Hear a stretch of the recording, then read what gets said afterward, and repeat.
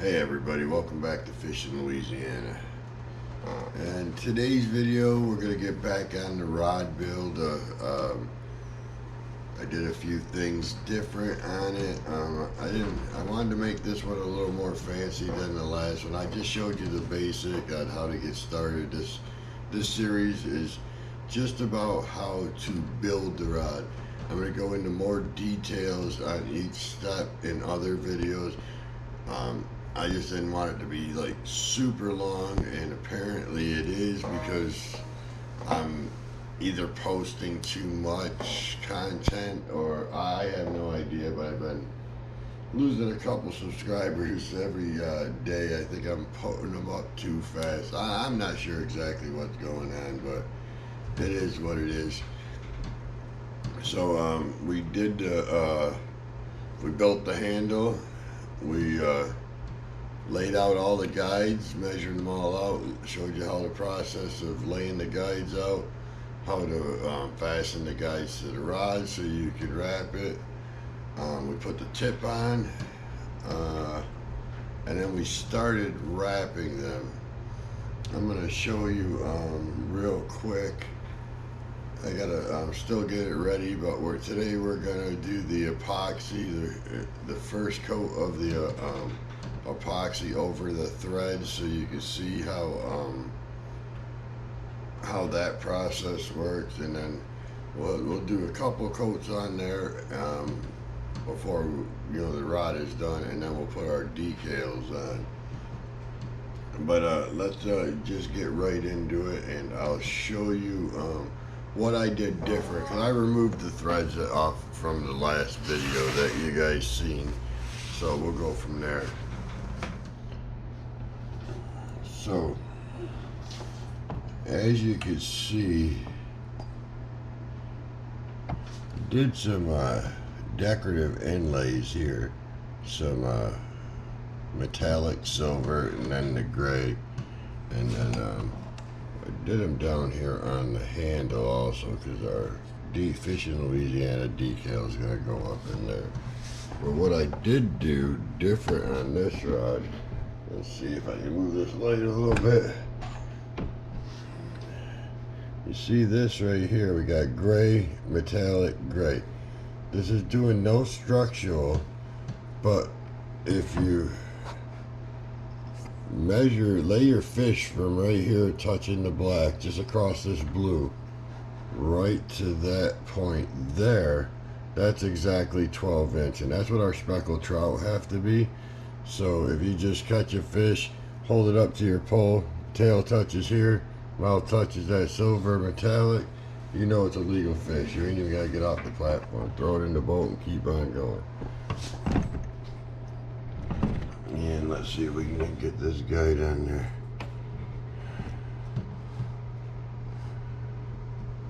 And as you can tell, we did the decorative wraps here. It took me 3 times as long to do those wraps as it would a standard rod. But boy, it sure made the rod pop. So we're gonna get this table cleaned off. I gotta get this sliding thread wrapper out of the way. We'll get this cleaned off, and then we'll show you the process of epoxying these threads. The first thing we have to do here is we have to get the handle into this dryer. You don't want to grab on anywhere there's threads, because it will mess the threads up. So after I put all the guides on, I've got a laser right here on the wall. And with this laser, it mounts right here in the reel seat. Let's see if it shows it up. It mounts in the reel seat.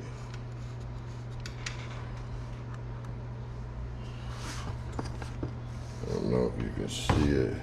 Yeah, you can see it. It shoots a red line down the guides.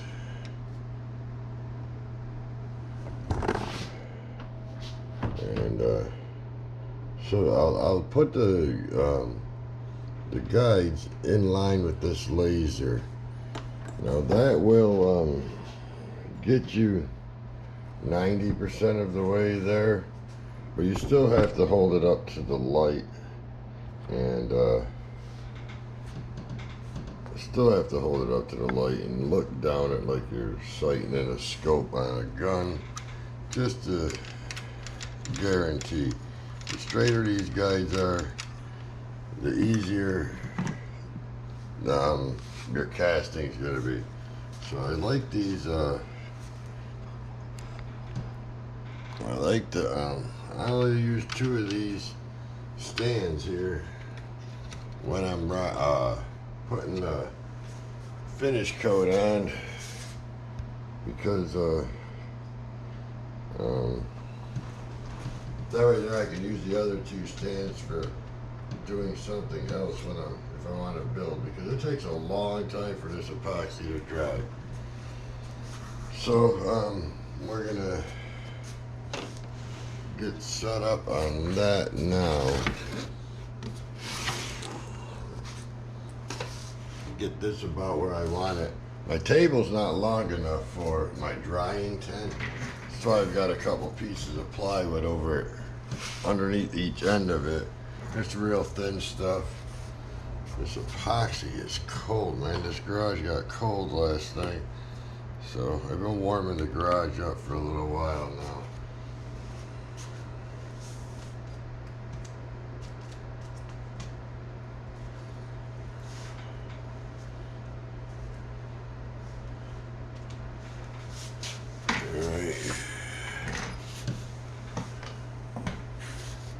Let's see if we can't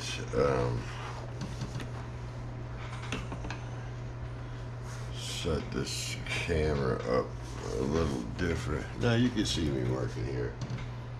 So we want to mix this epoxy. Boy, this stuff has got to be perfect. I'll tell you that. If you mix one part, the red is the hardener, part B, part A is the resin, and you want to mix that stuff identical. Trust me on this, I have already messed up enough of them. So my wife asked me the other day, why do you keep all your brushes after they're no good? These are disposable brushes. I got some real nice brushes on the way in, and the brush cleaning stuff for it, the solution. So what I do is I will keep them, because I'll use the handle of them to stir up the epoxies, and I don't have to buy mixing sticks. So every time I use one, I end up with another mixer. So what we're gonna do now is these threads that are on here, that they will fade and become sort of translucent. What I like to do is this is Pro Seal Color Preserver. I put color preserver on it, do a thick coat, let it soak in there, and then I thin it out, and then I'll let it dry for a few hours at least, and then I'll come back, and I might even do a second coat of it, and then I'll mix up my epoxy. I'm just getting all this stuff ready for our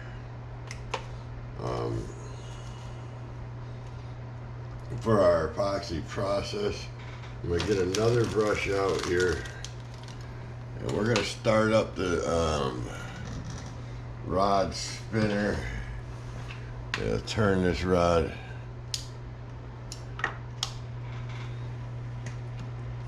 and then we're just gonna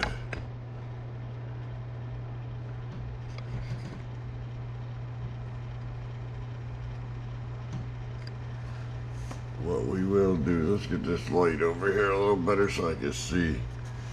My garage is really dark, man. I need better lighting in here. So I will get another plate. I don't like stuff to get all over my track. So I'll put a plate underneath it to catch anything if it does go. Well, I mean, I normally don't spill it. And this is really runny stuff. And I soak this thing.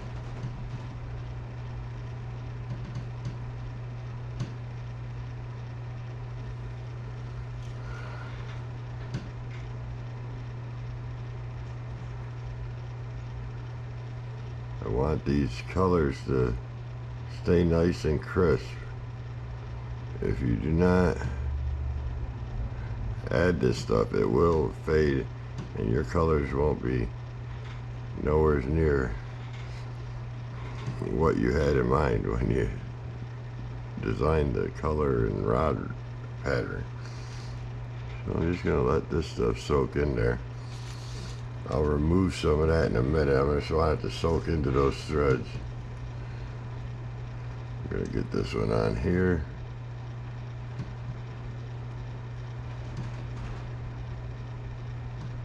You see how fast it's soaking it up? It dries pretty quickly, but man, like I said,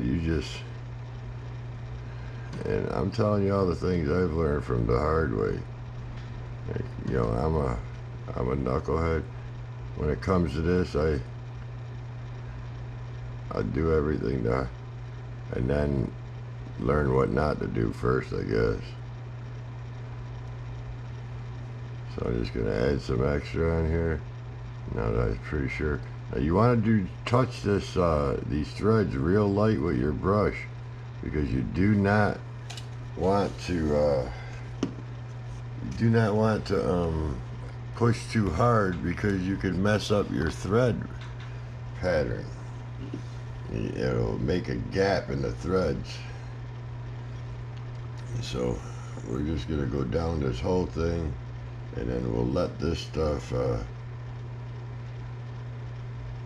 just soak in, and then we'll take off any extra and just leave a nice thin coat on there to dry. And it normally only takes a few hours to make sure you're 100% dry.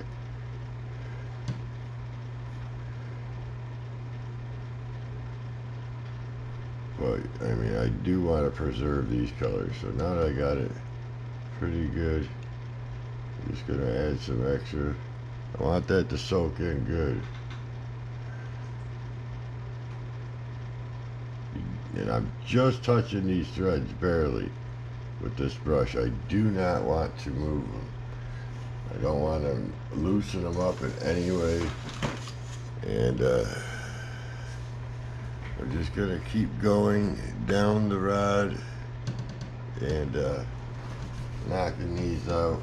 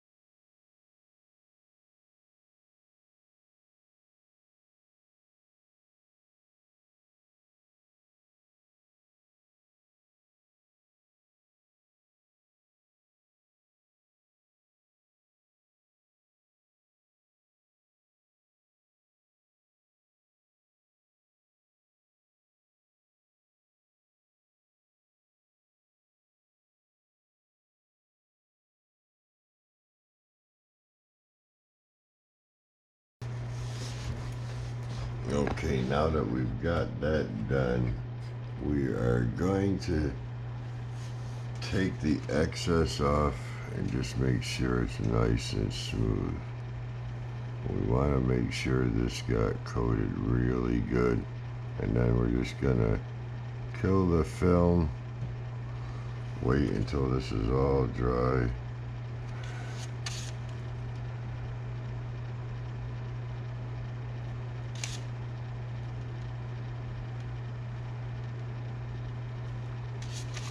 I'm gonna go right down it and just take the excess off.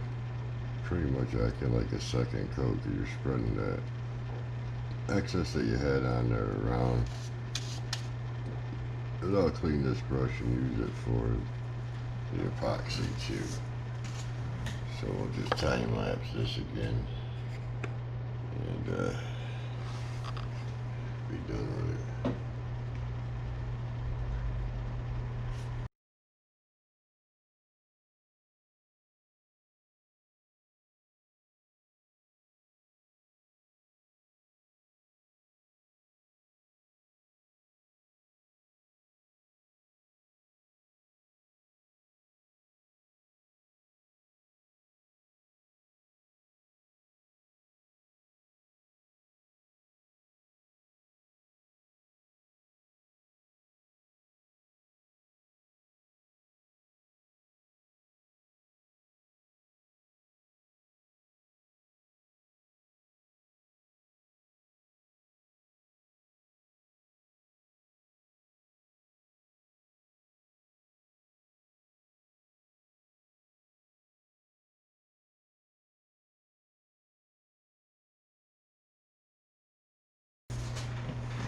Now we'll just let that dry before we mix our epoxy and go from there. And I'll start this back up as soon as we get done.